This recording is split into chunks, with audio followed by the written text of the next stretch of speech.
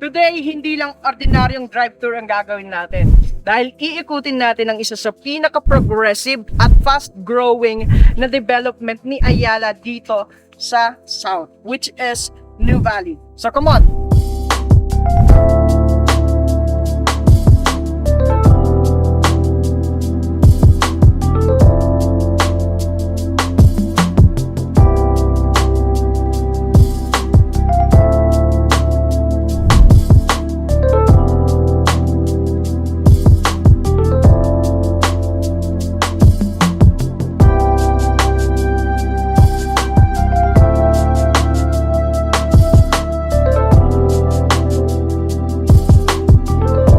Hi friends, this is your host Macchio Legario at Gmoms 101, and today magda-drive tour tayo as I said from the start of this video.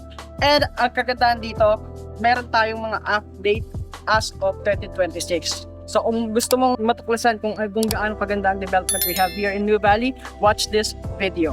Hi friends, welcome to my drive tour, and right now kakagaling lang natin sa North. I'm actually from Bulacan and New Valley is our focus project. So right now, samahan nyo ako sa drive tour. Libutin ko kayo sa isa sa mga progressive development dito sa South ni Ayala, particularly New Valley. So right now, drive tour tayo. Nag-exit ako ng Mount Plazan and then connecting dito sa Calax. Tapos lumabas ako ng Calax, connecting naman dito sa flyover. So right now, punta tayo ngayon dito.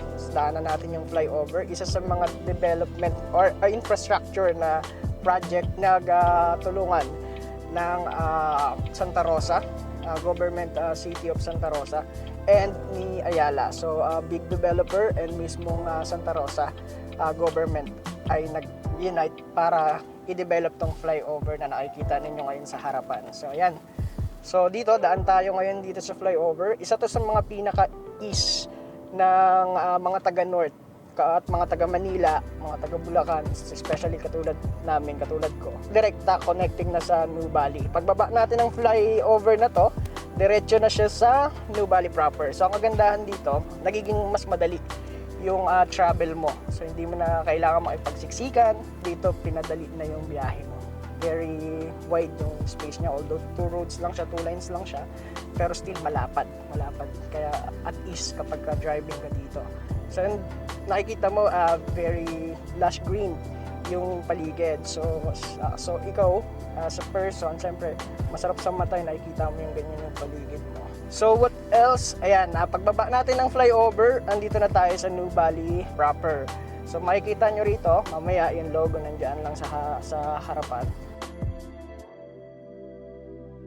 So right now, bago natin baybayin yung New Valley Boulevard, nandito tayo sa New Valley proper. Ayan yung stoplight. And nakikita nyo yung road sa harap na dadaanan natin is yung road na Santa Rosa Tagaytay Road.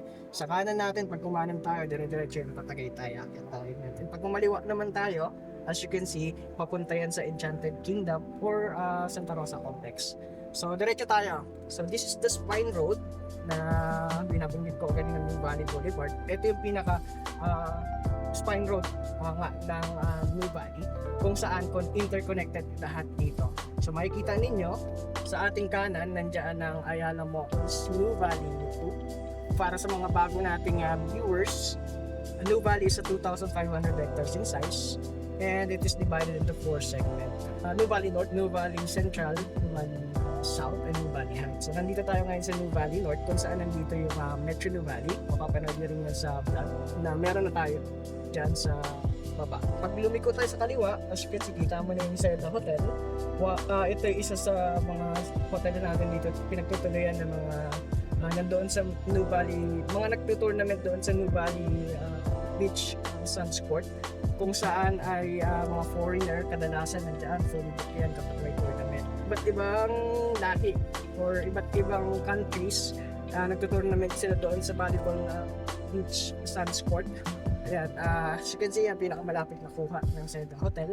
Pag kumaliwa naman tayo dito, diyan naman yung Soledad 1. So makikita ninyo yan, flash din natin sa screen. Pero dire-diretso natin itong Lakeside District, kung saan isang malaking part ng Metro New Valley, na nandoon yung New Valley Techno Hub, nandiyan sa hotel nga, and yung Museum for Architecture on my left side of Museum for Architecture and Residences.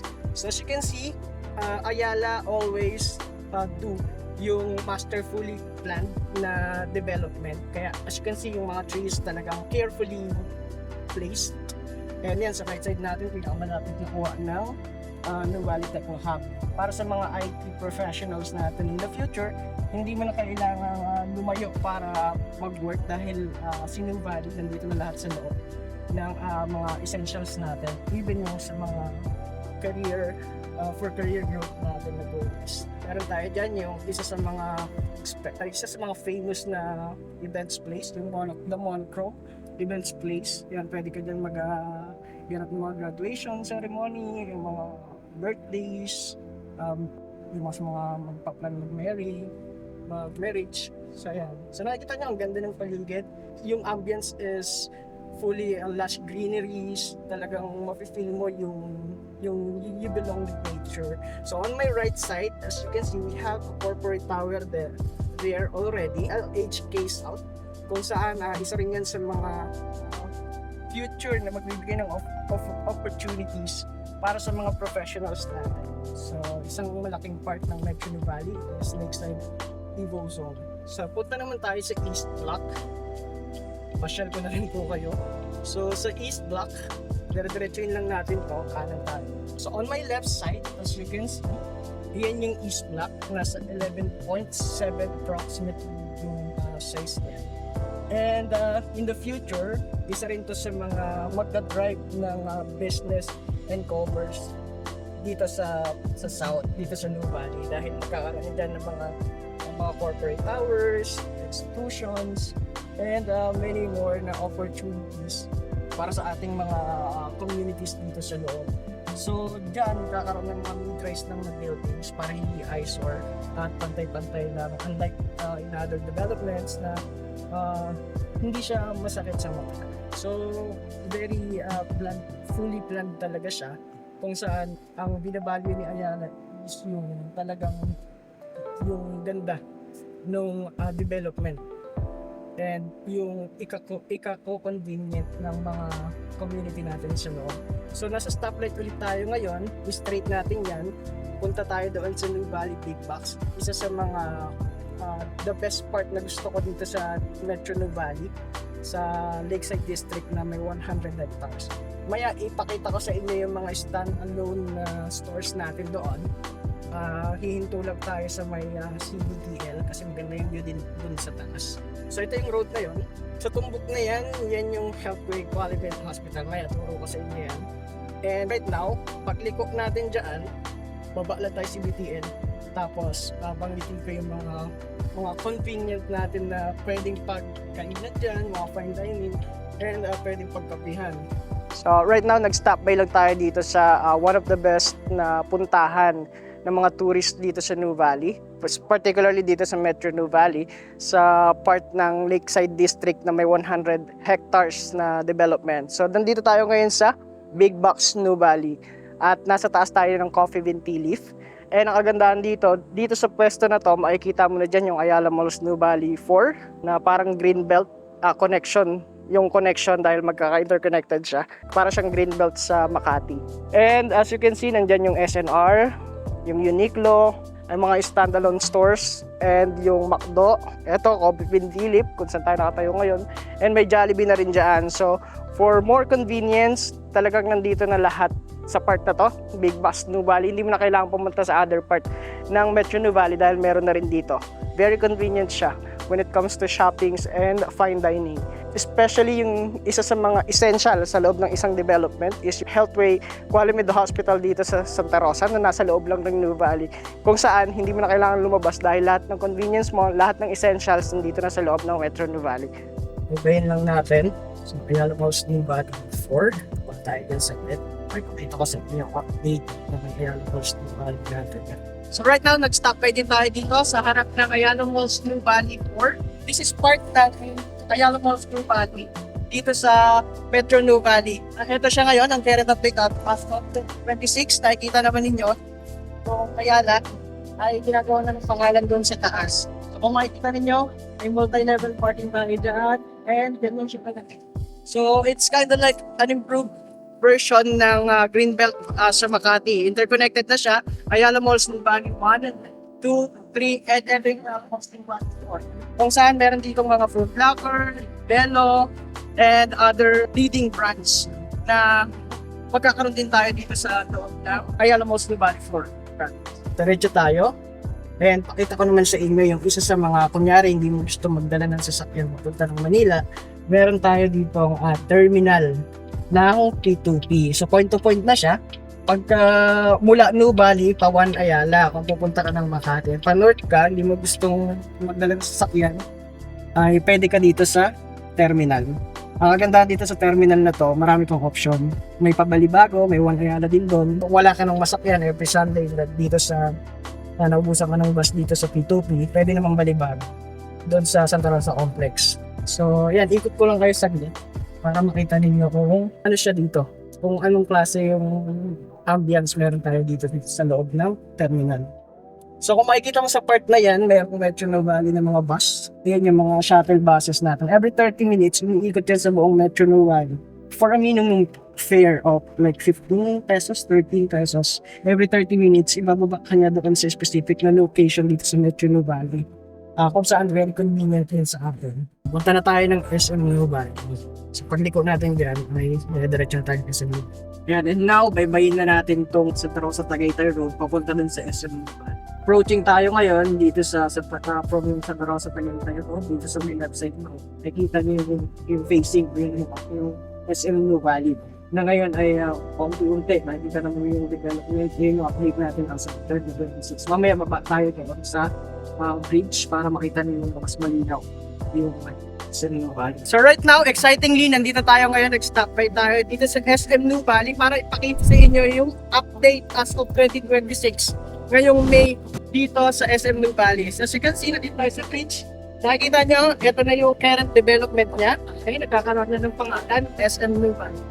And ayun yung facing niya. Kapan niya, sobrang ganda. Para siyang SM Oro sa BGC, but at the same time, improved version. Pero well designed and structurally designed yung natin.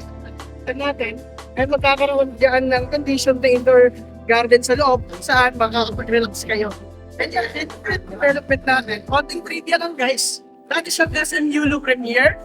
Kaya sa SM Yulu Premier ay dahil before mabili ni Ayala ang 2,500 hectares na New Valley today ay dati siyang sugarcane plantation na may 6,000 approximately hectares in size at nagtira lang siya ng part para sa SM Yulu Premier na ngayon officially known as SM New Valley. So, eto na nakikita nyo update ngayon as of 2026. So, kung ganda niya, another mall sa atin to na surely magta-drive ng mga business investors in terms of sa finance and commerce. So, kung ganda, grabe, dahil for sure, mga investors ay talagang aayin ang New Valley because of these current developments for the convenience of the community. Additionally, yan, nakikita nyo, gold yung logo niya. Ibig sabihin, premier siya. At isa siya sa pinaka-prime na magiging destination dito sa South. So from SM New Valley, baybayan natin Santa Rosa Tagaytay Road, papunta tayo sa New Valley Boulevard. So as you can see, pupuntahan natin yung other segment ni New Valley, which is the Central Block na located sa New Valley Central. So let's go.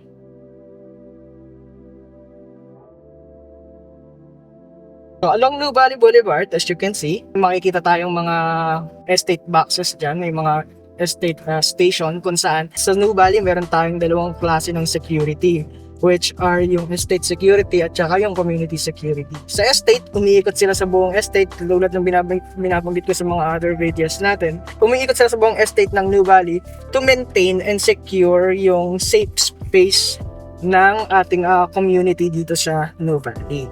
Ang isa namang security is yung community security. Sa community security naman, ito yung mga security inside our subdivisions like Rizela, Aberdeen Estates, New Valley, Southdale Settings, New Valley, and sa bawat residential developments natin na iba pa dito sa loob. So dito, minimaintain nila yung security ng community natin sa loob ng subdivision. Kaya very safe and secure yung ating mga nakatira dito sa loob ng New Valley. So right now, approaching tayo sa New Valley Boulevard. Along New Valley Boulevard, approaching tayo dyan. Nakikita nyo sa harapan yung estate station natin sa New Valley Central. Sa other segment natin dito sa New Valley. So bababa tayo dyan maya-maya. So ayan, approaching tayo dito sa may rotonda. Iikot lang tayo dito. Sa unang exit, nandyan yung Casili Road, papuntang Tagaytay Highlands. Sa pangalawang exit yan, baba tayo. Nakikita nyo, meron na namang estate box dyan para sinisigurado nila kung okay ba yung mga pumapasok at lumalabas sa loob ng ating New Valley Central segment din ng New. Baba tayo saglit dito sa gilid. Yan, gilid tayo. So right now, nandito naman tayo sa other segment ng New Valley. Nandito tayo sa New Valley Central. Sa Central Block, meron tayong the Mary Mart and the Shops. Kung saan isa itong mga development na ito ng mga standalone stores kung saan convenient para sa community natin dito sa central part ng New Valley. The good thing about it, patapos na ito and most probably by the last quarter of 2026 ay mag-operate na rin siya. Ang kagandahan pa dito sa Central Block ay nagkakaroon na ng mga bazaar tulad dito from Friday to Sunday ay nagkakaroon siya ng bazaar kung saan maraming tao rito, may mga events diyan at makakabili ka ng mga pagkain. Dinudungog talaga siya, tourist spot siya. Kung bakit tinatawag na University Belt of the South ng New Valley is that napapalibutan din siya ng mga top tier na schools. Meron tayong UST and meron tayong UE, meron tayong Chiang Kai-shek College, and meron pa tayong mga other schools na nasa loob mismo ng New Valley kung saan ay nandyan ang Xavier School na nandito mismo sa Central Block, nandyan ang Miriam College at ang Everest Academy. And the good thing about it is that mayroon pa tayong mga residential communities dito sa Central Block na hindi alam ng karamihan na meron tayong condominium like Solar Park Stories New Valley na pag nagkaroon ka ng interest dito sa development namin na ito ay pwede kang mag-comment down below or contact me to my personal number, Viber or WhatsApp. We have the Amaya series New Valley, we have the Crisela, we have the other residential developments like Aberdeen and Southdale Settings New Valley kung saan pag nagkaroon ka ng interest na mag-invest for a lot, land banking, ay you can contact me directly. So yeah, this is the current development right now. Nakikita ninyo. And then mamaya punta naman tayo sa New Valley South kung saan explain ko naman sa inyo mga current developments we have.